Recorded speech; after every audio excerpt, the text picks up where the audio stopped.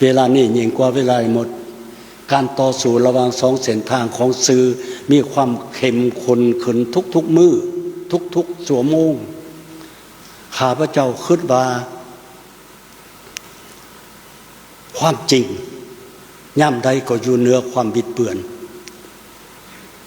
สัจธรรมย่ำใดก็ชนะอธรรมสื่อมวลชนย่ำใดก็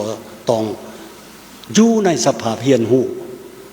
อยู่ในสภาพเกี่ยมพร้อมต่อสู้เพื่อให้ได้ศรัทธามาด้วยความสัจธรรมจากความเป็นจริง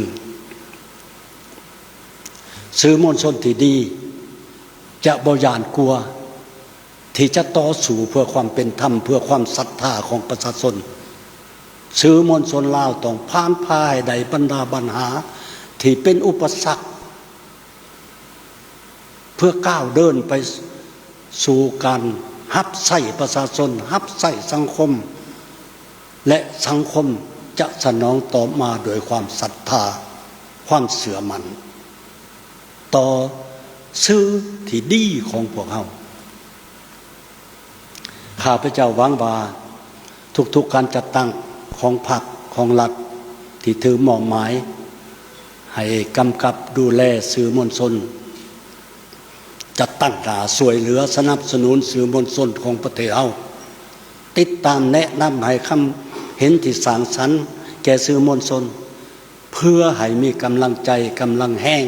ปฏิบัติหน้าที่อันมีเกียรติของเขาเจ้ากระโต้ผู้เฮ็ดสื่อ